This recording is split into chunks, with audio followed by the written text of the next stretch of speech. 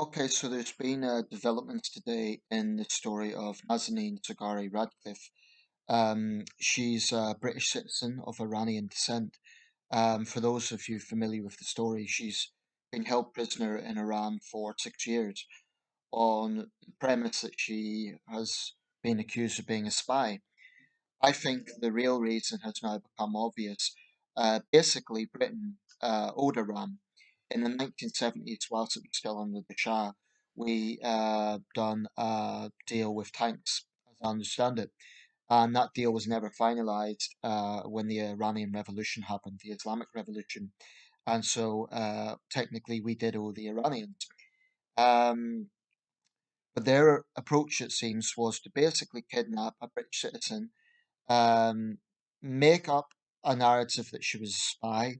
From what I can see, in 6 years, they've never produced any evidence to that effect, and degraded this woman in an appalling way, solitary confinement, cruel, uh, cruel tactics of getting her hopes up and dashing them. It's been a very, very painful struggle for her family. Her husband went on hunger strike.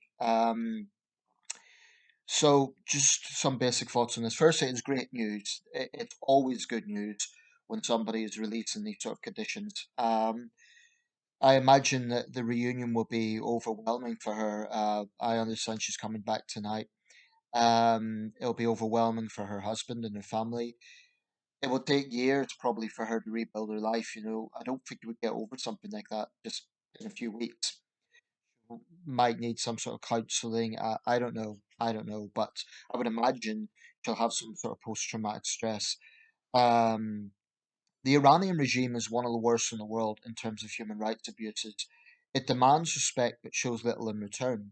And one big problem I have with the Iranians in terms of the narrative that they spin out is this idea that because it's an ancient culture, and it's one of the world's oldest, that somehow gives them a moral high ground over other countries.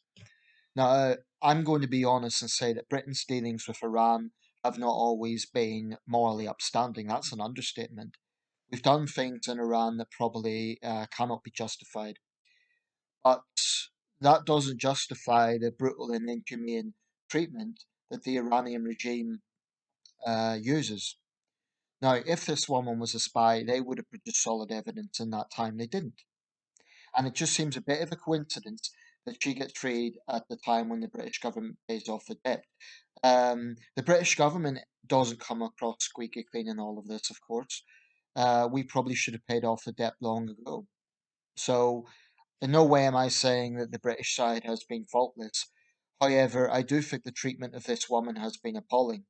And it is hostage diplomacy. I mean, it's not the first totalitarian regime to do this. I think of the case of the two Michaels in China, the two Canadian citizens held by China for 3 years.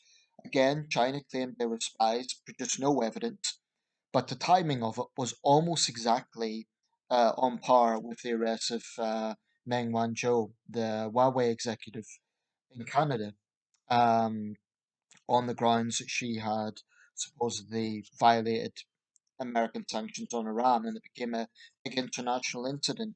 Now, the two Michaels were released, coincidentally, when she was. The Chinese claimed that was just a coincidence, that there was nothing in it.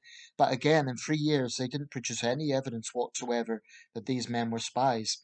And contrast the way that she was treated, given comfortable conditions, basically allowed freedom of the city of Vancouver, allowed full legal representation. She even had Chinese nationalists protesting for her on the streets of Vancouver. Contrast that to the way the two Michaels were treated, very limited contact with the families, limited legal access, and 3 years of uncertainty. So um, I think that whilst this is good news, it's a reminder of how totalitarian regimes operate. Um, they have no regard for human rights. And I think that we need to be wary of hostage diplomacy. I think anyone going to these countries needs to be very, very careful because they could end up being used as pawns. Um, yeah, and that's really all I have to say. It's good news. It is good news. So I want that to be the overriding theme of this video with positive development. So is the release of Raif Bedawi in Saudi Arabia. And on foreign policy, again, we're too cozy with the Saudis. They have made, snail's pace reforms, but they still have a very long way to go.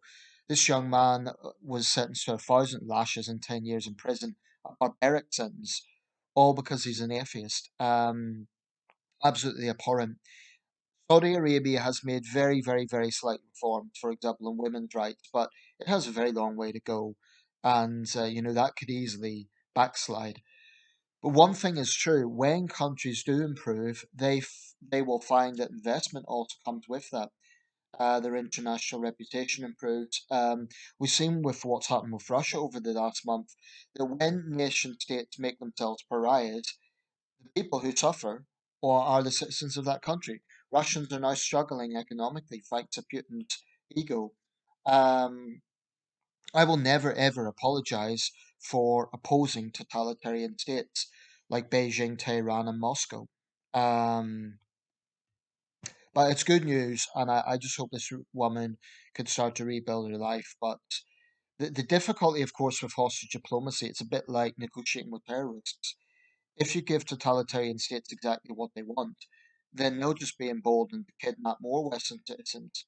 Um, and then what? Then we're in a situation where they can just constantly blackmail us for money. Now, I'm not saying the British side is totally justified.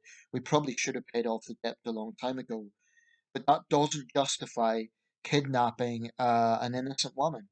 And I call her innocent. If the Iranians have any evidence on her, they would have shown it. I just hope she can rebuild her life.